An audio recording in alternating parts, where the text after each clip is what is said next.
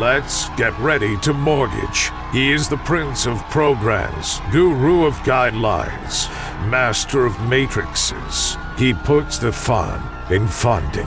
Please welcome Mark, Mr. Mortgage, I Tell. All right, my name is Mark Eitel, and you are tuned into the Mr. Mortgage Show. And friends, you are in the right place if you want the data. Not the scary headlines, not the sky is falling, not the boogeyman is hiding around the corner, but the data, the tips, the tricks, the strategies, the answers to your questions so you can go out there and make better real estate and mortgage decisions for you and your family. That's what this show is all about. And man, oh man, we've got an amazing show lined up for you this week. We're going to dig into the recent aftermath of the bank collapses and what effect that's having on housing and mortgages and everything, what it's doing to interest rates and where it's likely to go from here. We're going to dive into all that. We're going to dissect some of the headlines of the week. And certainly we're going to take your questions. Your questions are always my favorite part of the show. If you have questions or comments, you can call or text 855-462-7292. That's 855-462-7292. That is the Anytime Hotline.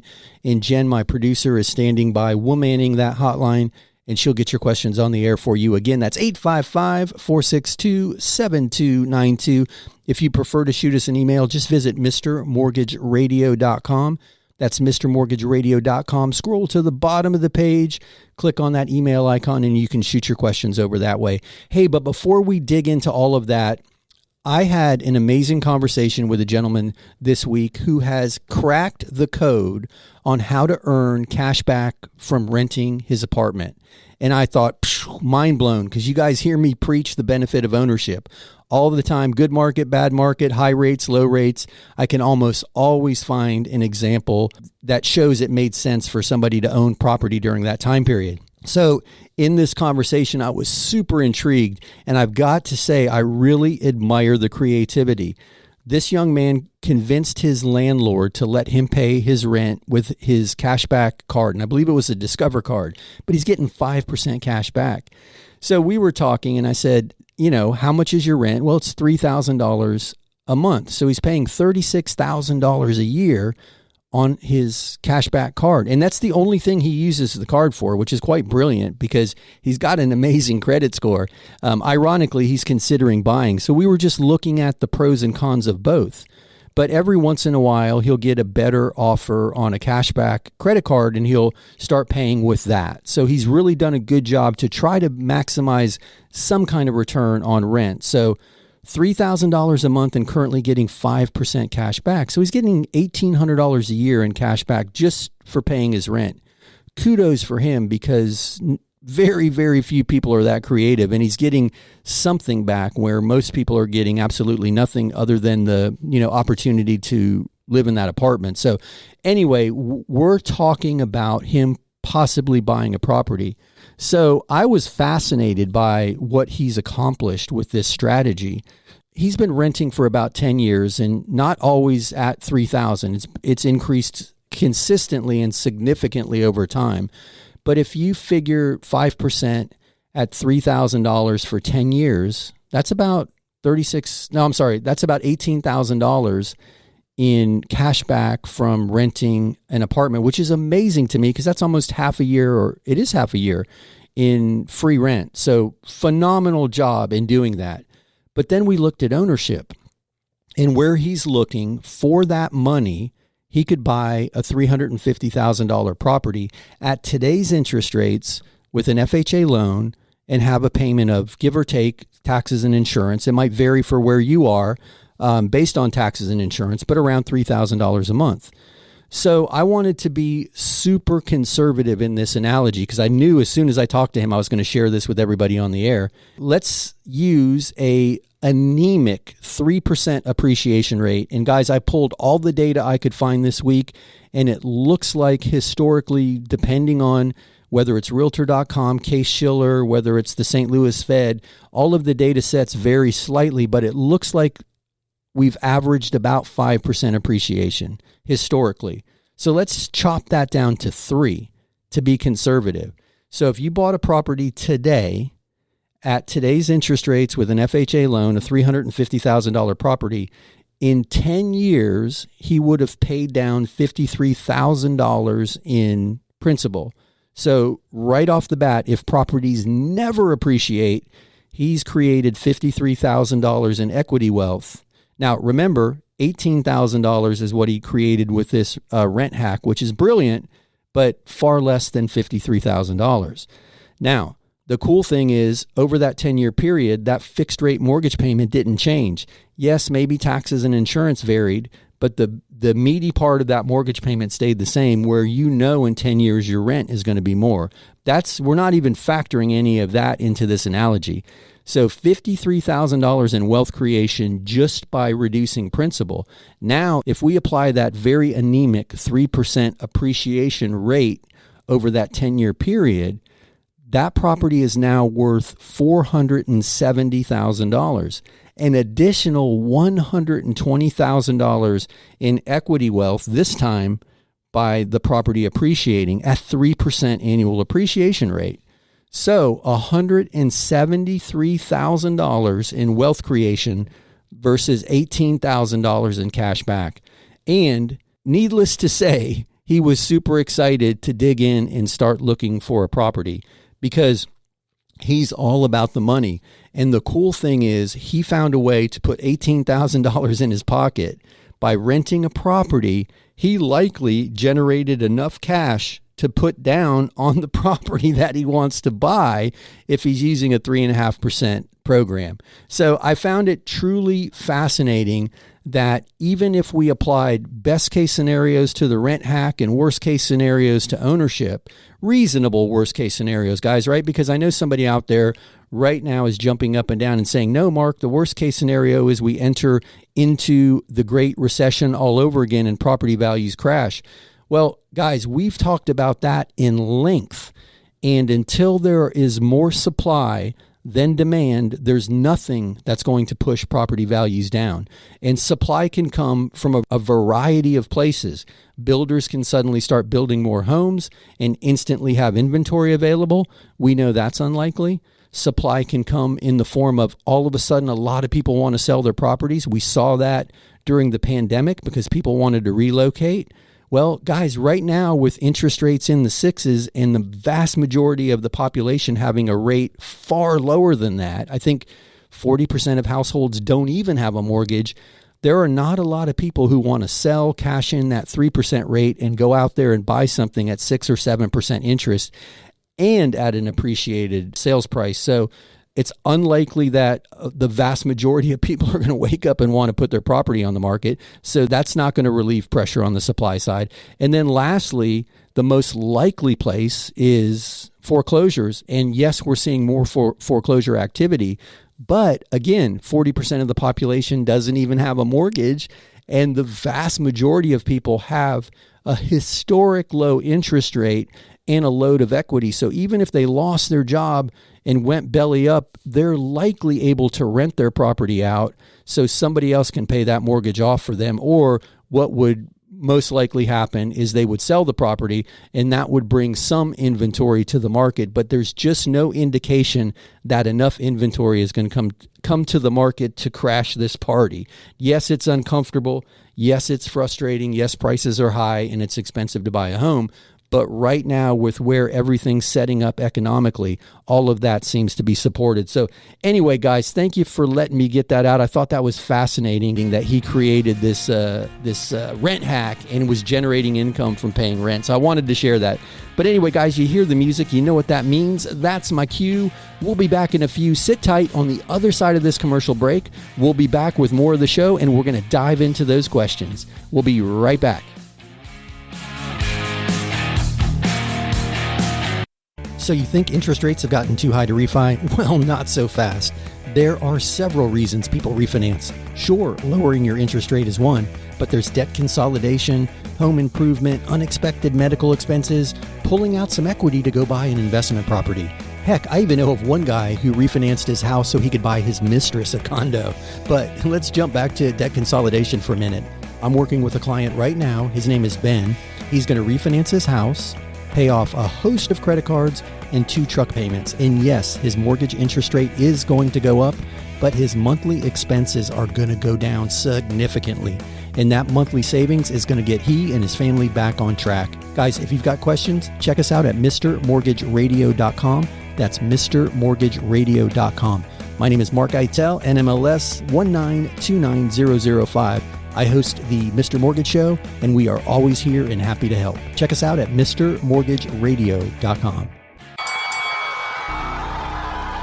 Welcome back to the Mr. Mortgage Show. Call us now at 855-462-7292. All right, we are back. My name is Mark Eitel, and you are tuned into my very favorite real estate and mortgage show of the week of all time, the Mr. Mortgage Show. Thank you guys for spending a bit of your day with us. We do appreciate your time. Guys, if you've got questions or comments, you can call or text 855-462-7292. That's 855-462-7292. Jen is standing by, womanning that hotline. Actually, she's not standing by. She's already jumping around back there, taking some calls because we kicked the hornet's nest, I think, with that opening segment.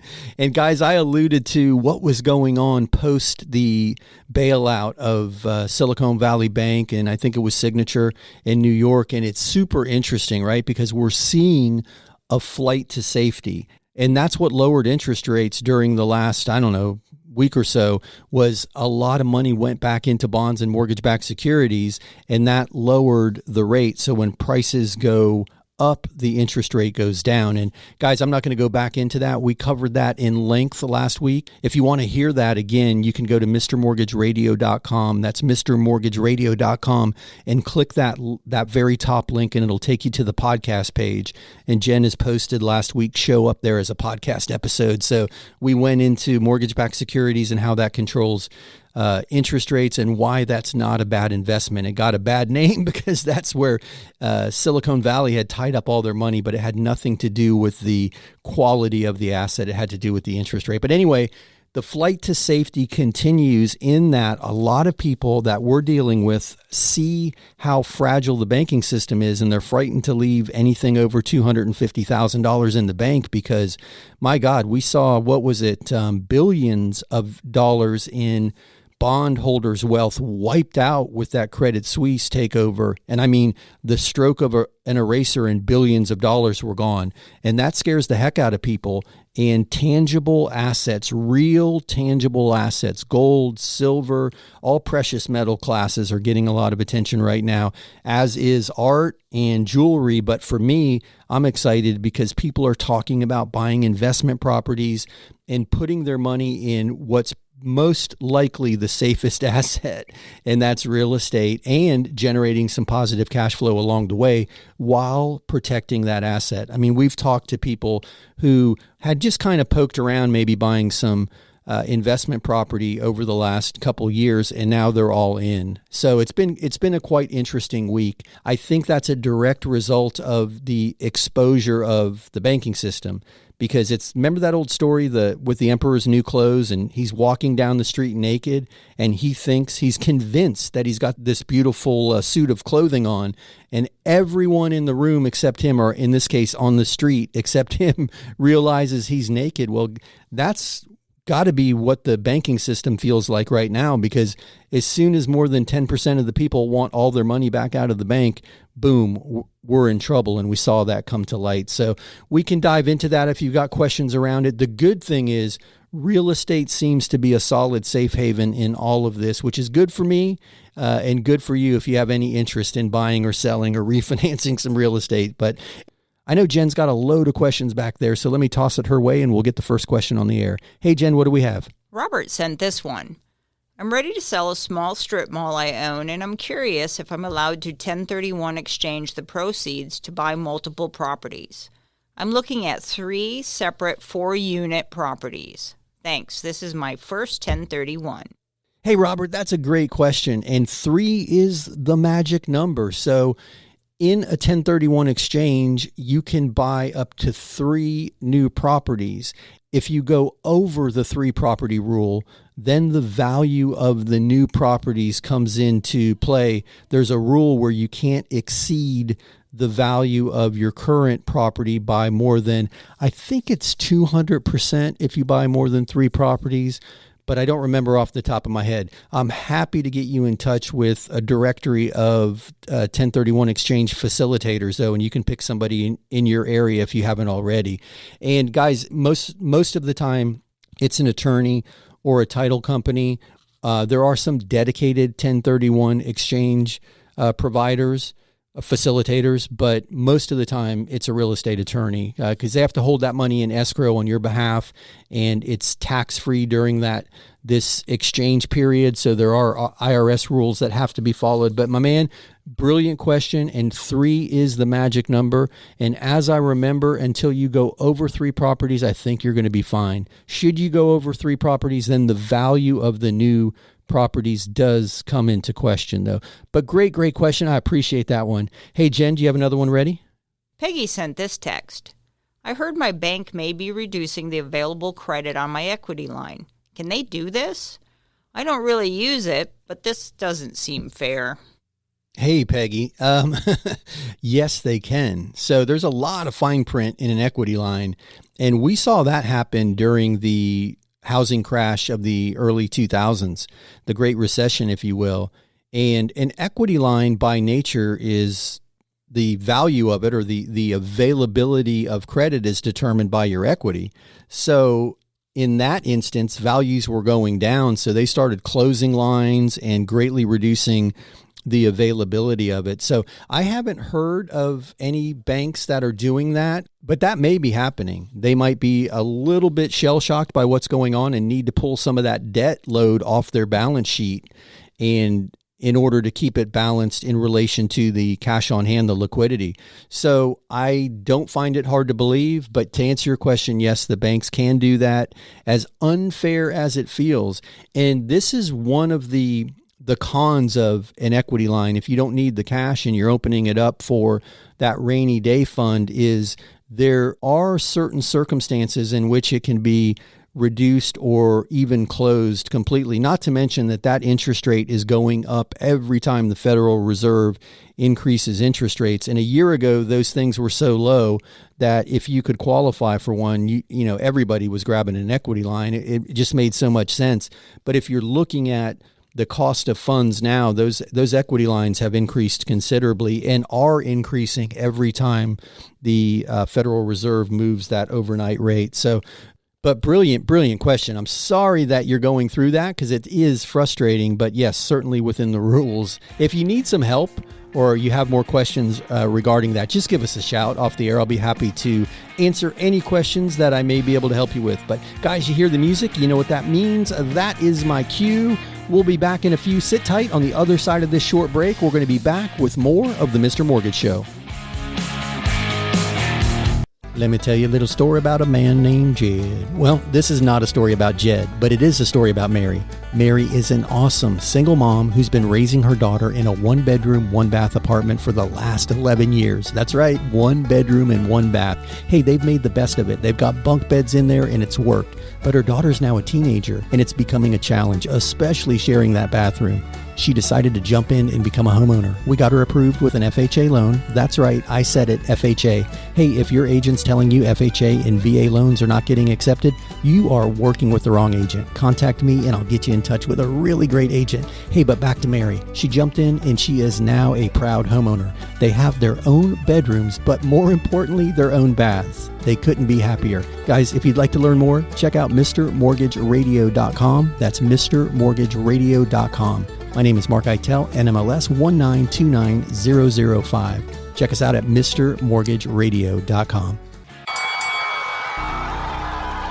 Welcome back to the Mr. Mortgage Show. Call us now at 855-462-7292. All right, we are back. My name is Mark Eitel, and you heard the man. You are tuned into the Mr. Mortgage Show, and if you've got questions or comments, you can call or text 855-462-7292. That's 855-462-7292. Jen is standing by, womanning the hotline, and she'll be more than happy to get your questions on the air. If you prefer to shoot us an email, just visit MrMortgageRadio.com. That's MrMortgageRadio.com. Scroll to the bottom of the page and hit that email icon, and you can shoot your questions over that way. But hey, speaking of Jen and speaking of your questions, let's keep the train rolling. Hey, Jen, do you have another question ready? Zach is asking, I want to ask my parents to co-sign a mortgage, but I want to have a game plan. So how long until I can refinance into only my name? And what happens to their house if I slip up and go into foreclosure? Thanks for your advice. Hey, Zach, that's a great question. Congratulations on wanting to bring a plan to your parents, because I think that's brilliant. The first question, how long will it take until you can refinance the property into your own name? I need to know a lot more before I can answer that, because oftentimes this situation stems from either the credit, the income, or the assets of the child doesn't qualify. So the parents are stepping in to fill the gap in one of those places. So the obvious answer to the question is, as soon as that third leg of your stool, if you heard that episode a week or two ago, the three-legged stool mortgage analogy, credit, income, and assets, the fourth leg is always the property. But until you get all three legs of your stool in place, you might have to wait until you can refinance it into your name. But I'm happy to help you put a plan together in how to achieve that next step. But brilliant question on what happens if I go into foreclosure. So I love that you're thinking worst case scenario, because then you can be prepared to answer that question for your folks. So nothing will happen to their primary residence, right? They're not going to lose their current primary by you losing this property. However, it is going to negatively impact their credit and drag them through the foreclosure with you. So my suggestion to you, Zach, would be have a plan in place showing them exactly what you would do if trouble was on the horizon. And most likely the right move is either sell the property, assuming that you've got some equity, cash them out of it and, start over, or could you rent the property, hopefully for a profit, and show them that there's an opportunity that this could later become an income producing property should you wish to move or, as you mentioned, slip up. And let's hope that doesn't happen. So I would look at the comparable rents for the neighborhood and say, okay, mom and dad, this property could rent for X amount of dollars, and the mortgage payment, all in, taxes, insurance, principal, interest, if there's a homeowners association, all in, our expenses on this property are Y. So you can see that X is greater than Y in this example, and we'll be in great shape. And then somebody else will be paying down the debt for us while we build equity. And if you need help with that rental comparison strategy, shoot me the property address of the home you're looking at, and I'll run a value report for you. And in that value report, it shows the projected monthly rental amount should you have to rent it. And that's not an appraisal, but it'll give you a very, very good idea of the current market value, the current market rent. And there's a load of comps in there and neighborhood statistics. You might find it helpful to take that data to your folks when you present them this idea. So that would be my suggestion. Show them that if you had to rent the property out to bail yourself out, you could. Worst case scenario, I can sell the property. So I would come to them with all of that in place, kind of as a game plan. And if you think that property value report would be helpful in showing them the data, I'm happy to run one of those for you. Just go to MrMortgageRadio.com, scroll to that I think it says free value report. Click on that link, and there's a place where you can give us just a little bit of info about the property, and I'll email you back that value report. So, but my man, congratulations on being ready to take this step. And I love the fact that you want to come to the conversation with your parents prepared, and I'll help you any way I can. Anyway, let's keep the train rolling. Jen, what do we have? Another question? Okay, what do we have? Dawn sent me this one. My boyfriend and I have been together for 3 years and want to buy a house together. He makes more money, but I have better credit. Does it matter who is the main borrower and who is the co-borrower? Does this affect who owns more of the house? Hey, Dawn, that's another brilliant question. And it's not uncommon that the lady leads the pack with the credit score. But to answer your question, it's really ego. It doesn't matter who's the borrower and who's the co-borrower. We're using, in most cases, the lower of the two middle scores. So if you've got the higher score, we're going to use his middle score in underwriting. There are some programs that let you average the scores, but more times than not, we're using the lower of the two middle scores, the two borrowers' middle scores, because you each have 3 scores. But to answer your question, who's borrower and who's co-borrower is usually just ego. And that's also who goes on the deed first. Usually it's just an ego thing, who's on there first. Because if you buy the property as joint tenants with right of survivorship, which is almost always how married couples and people in a committed relationship who are buying a primary residence together, most often that's how the property's purchased. And in that case, you both have equal ownership. Should one of you pass away, the other would then have sole ownership of the property if it was just the two of you as joint tenants with right of survivorship. So I hope that answers the question. If you need some more information regarding that or you want to dive deeper, I'm always happy to have a conversation. But congratulations on making the move. I hope this works really well for you, because the other side of an unmarried couple buying a property together is oftentimes people think it's super easy to break up and split up the property, right? Just quit claim deed me off the property and write me a check, which happens a lot. Now, I'm not suggesting that you guys aren't going to live happily ever after, but just know all of the details of the transaction.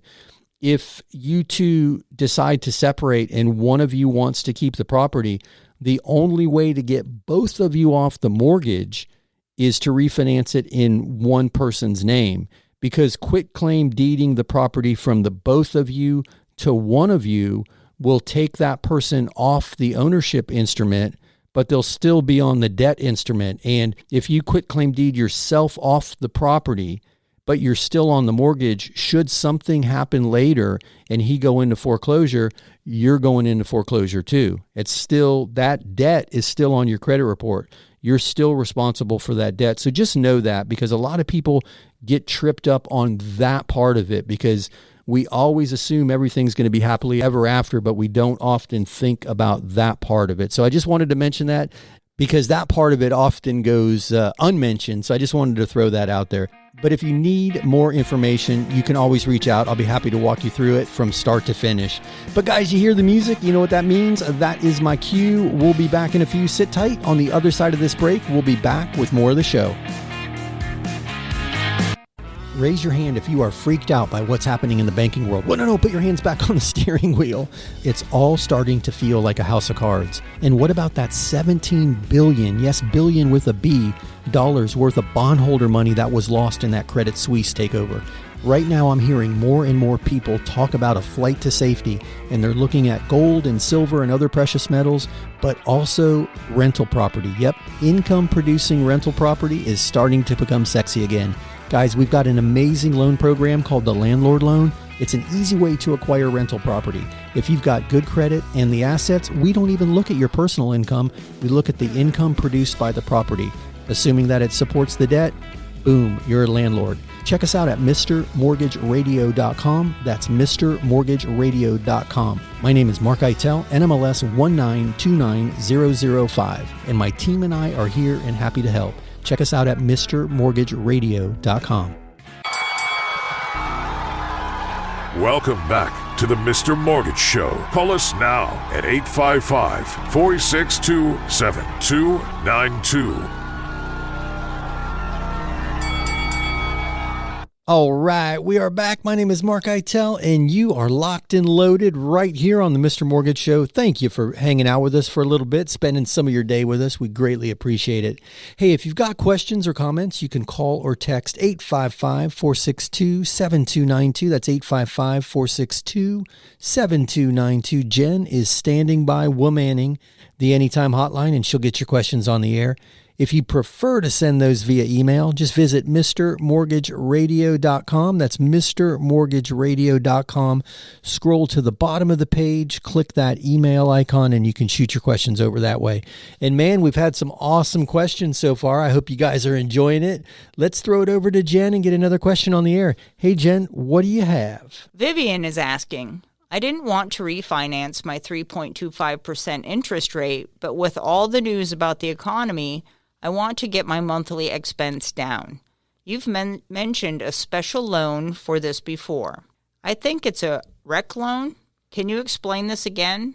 Thank you. Hey, Vivian, that's a brilliant question. And I know there are a lot of people that are in the same boat that you're in, right? You locked in this amazing forever interest rate, and then here comes inflation, here comes some challenges, whatever the case may be. I know a lot of people are getting caught off guard with where their credit card interest payments are now. I mean, I saw a statistic the other day. I think the average used car loan in this country is now over 10%, and the average credit card is nearing 30% interest. And that just blew my mind. I mean, I've seen some crazy car payments on credit reports lately, but I was super surprised about that credit card number. So crazy, crazy numbers out there. And then with all the uncertainty, I totally get considering moving out of that low interest rate, tapping some of the equity, paying off that other debt. And then the magic in all of this is you've got to manage so you don't run up more credit card or other loans in the future, right? Because it becomes super tempting to do that. So what I believe you're referring to is the REC, R-E-C. REC stands for Reduce, Eliminate, and Consolidate.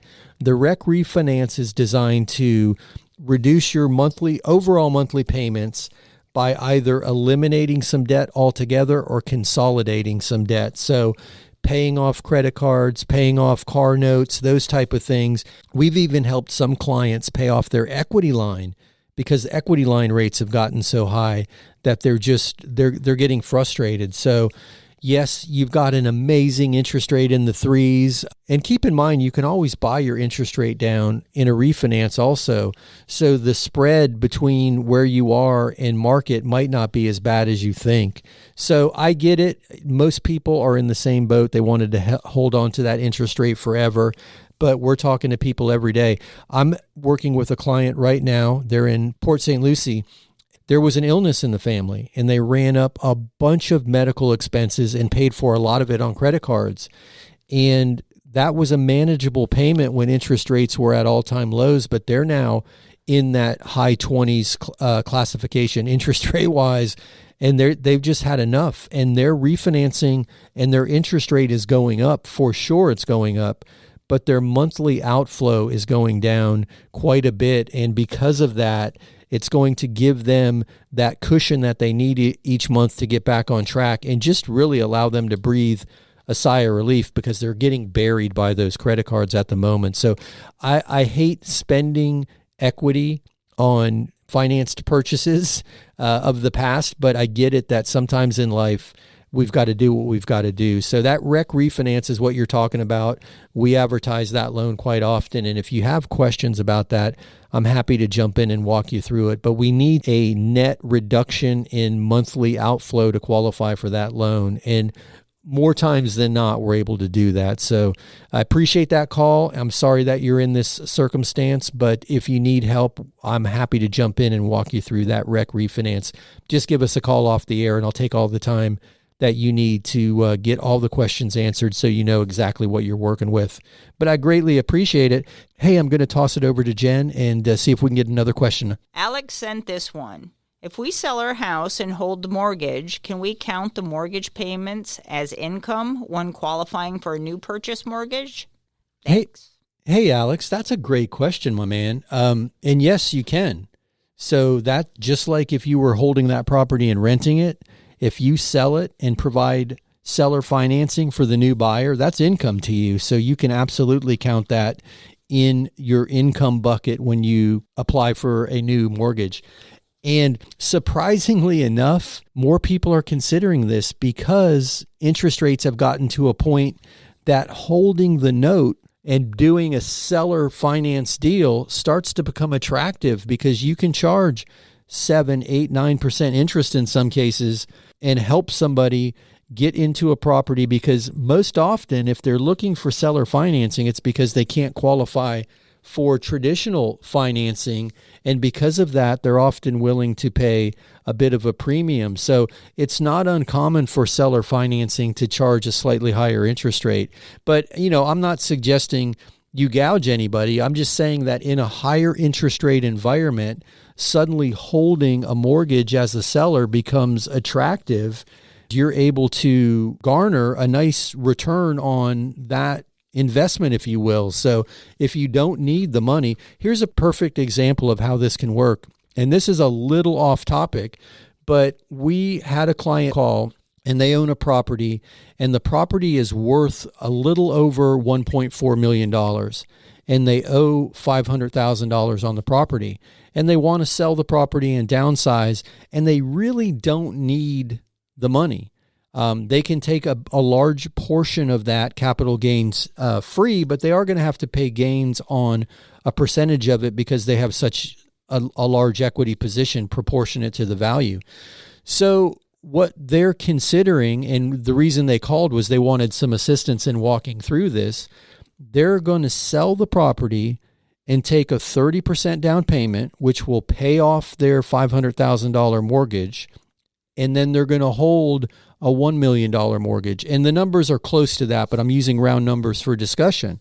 So they're going to charge interest on $1 million, and they're going to do a 36-month balloon, which allows a buyer to come in there, put 30% down, get themselves mortgage ready so they can refinance in whatever, 12, 24, 36 months.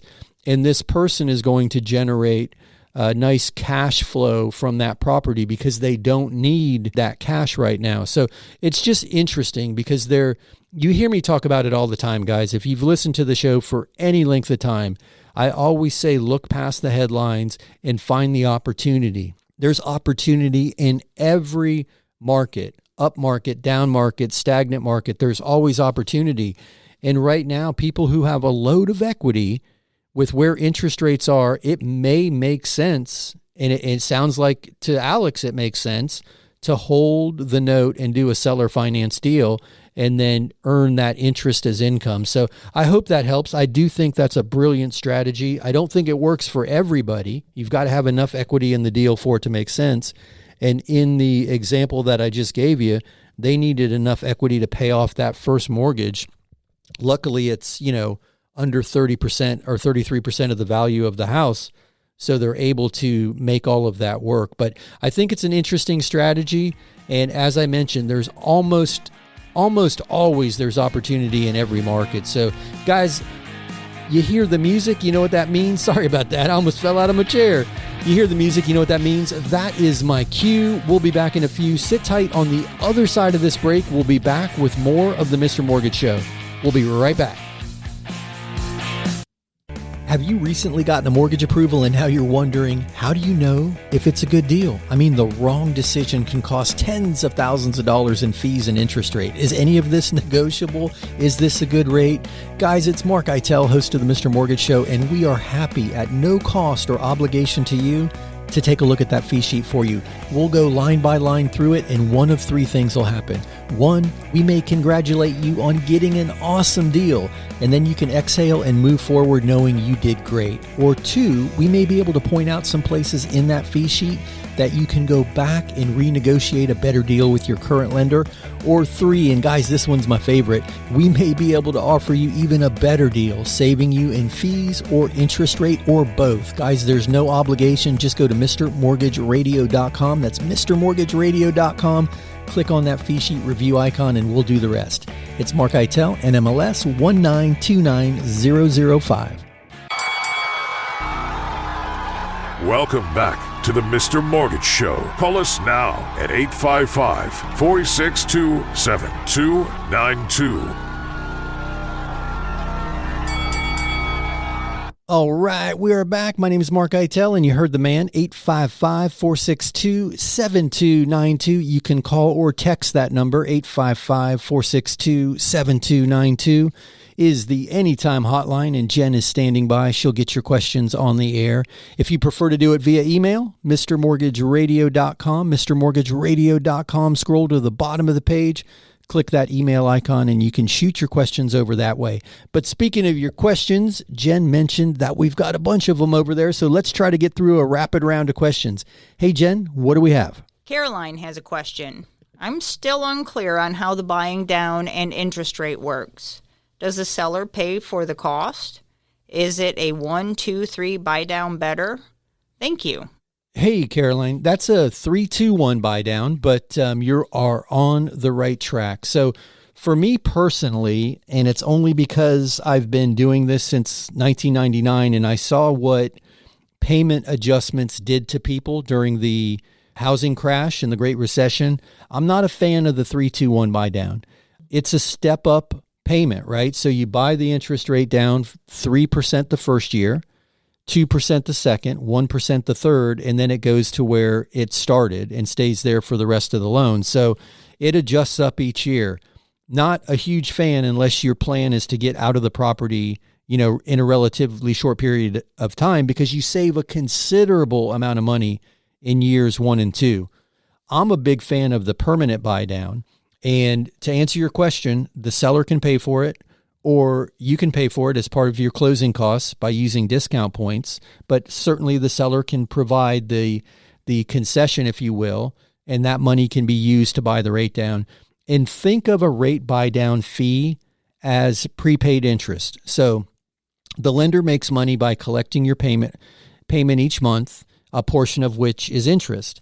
Now, they'll lower that interest rate and make less each month, but they're charging you a fee up front to do it. So it's a one-time fee paid up front, and in the case of the permanent buy down, the interest rate is lowered, and then it stays there for the life of the loan. So for me, only because I saw what adjustable payments did to people, I'm not a fan of the 3-2-1 buy down unless your game plan is to be in the property for 5 years or less. So that's just my personal opinion, and I'm happy to spend more time with you and help you understand it. And if you're looking at an exact scenario, if you've got a property in mind, I can run the numbers for you with a permanent buy down and a 3-2-1 buy down. But I appreciate that question. That was a good one. Hey, Jen, what else do we have over there? Randy sent this one. My agent is suggesting waiving my inspection. I know you don't recommend this, but things are getting crazy out here again. Any advice on how to do this while still protecting myself? I'm looking in Sarasota, Florida. Hey, Randy, clearly you listen to the show, because I am not a fan of waiving anything unless you're sitting on the back of a convertible going down Main Street in a parade, and then you can wave at everybody. But this drives me nuts when we waive inspections and we waive appraisals and we waive the things that protect us as buyers, not because we want to nitpick or negotiate a seller down to a lower price, because we want the option to walk away from a deal that doesn't make sense. So the best strategy that I've seen for getting the seller comfortable with the inspection period has been crafted by a friend of mine, Juan, who's also over in your neck of the woods. He's a bit north of you in Tampa. But he has what he calls a worry-free inspection period when he's making an offer to a seller. And basically they agree to not come back at the seller and ask for either concessions, repairs, or a lower price unless the total deficiencies, if you will, that were uncovered in the inspection total more than X dollars, $5,000, $10,000. Pick a number that you're comfortable with. That way the seller knows you're not going to come back and nitpick them, but that you just want to look under the hood and test drive the car before you buy it. I think that's reasonable. So he was really successful with that strategy during all of the craziness, and I encourage that. And the second part of that is get the inspection done quickly, out of the way early, tighten that inspection period up so the seller's not in limbo. And I hope that helps, but you're right. I'm not a fan of waiving any of the rights of any contract, be it a buyer or a seller. So I appreciate that question. Let me toss it to Jen for another one. Carlos has this question. What happens to our mortgage if our bank collapses? Would we still be required to pay? That's a great question, Carlos. Hey, Carlos. Yes, I'm chuckling because I wish it was that easy, right? I wish it was that easy that if the bank fails, you don't owe the money anymore. But that's not how it works. So when the bank loans you money for a mortgage, that mortgage becomes a saleable asset on the bank's balance sheet. So in the case of a collapse, the assets of the bank are just sold to another lender. In most cases, it's another bank, but they're going to buy the assets of the bank. So let's use SVB, right? So SVB made a lot of mortgages. Those mortgages are now going to be payable to the bank that buys SVB and no longer SVB themselves. So I wish it was that easy, my man, but you are still going to be required to make your payments. It's just going to be to whatever bank, financial institution that buys the assets of the failed bank. So I hope that answers your question, but that was a great one. We've had a lot of questions around that in the last week or so. I appreciate that. Hey, Jen, do you have another question? Leanne sent us this text. I'm recently divorced and re-entered the workforce in December. I've heard I need 2 years work history when applying for a mortgage. Are there faster options? I could pay cash, but prefer not to. I'm open to a higher rate if there is a creative option. Hey, Leanne, that's a great question. This topic doesn't get enough coverage, if you will. So you heard, if you listened to the show, it was a week or two ago, I talked about the four-legged stool, right?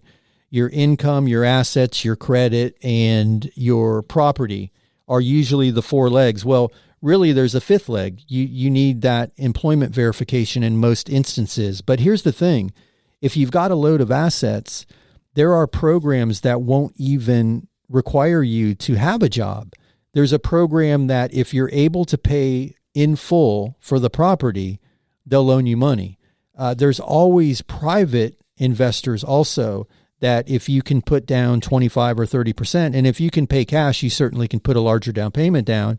And most of these programs do require 25 or 30% down payment. Some of them are as little as 20%, but just know they'll require a larger down payment. But yes, to answer your question, you don't have to wait the 2 years. And we see a lot of this circumstance surrounding divorce where one spouse ran the household and left the work environment, and it's often the wife. I know that gender roles are changing, but it's still pretty traditional that the wife manages the household and raises the children.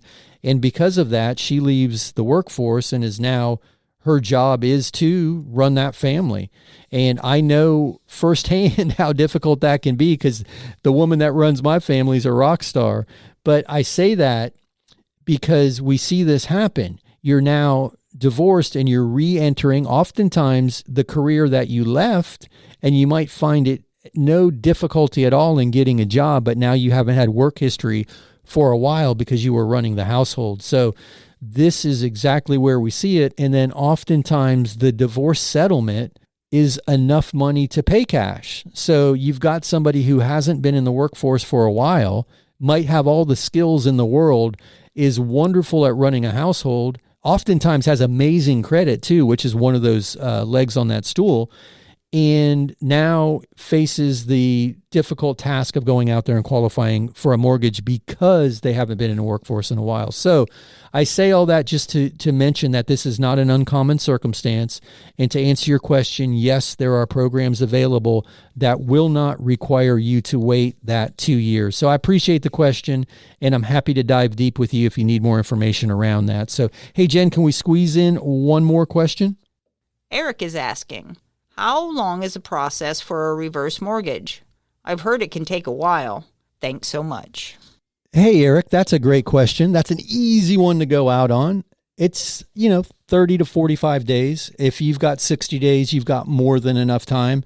It gets underwritten like a traditional loan, but because there are fewer lenders that do reverse mortgages, it does occasionally take a little bit longer, but I would plan on, let's say, give it 45 days. That should be more than enough time. I appreciate that question. Hey guys, you hear the music? You know what that means? We have wrapped up another week of the Mr. Mortgage Show. Man, time flew by for me. I hope you had fun. We sure did. Jen and I will be back next week right here, same time, same station. If you need us during the week, check out MrMortgageRadio.com. That's MrMortgageRadio.com. Hope you guys have an amazing week. We'll see you next time right here.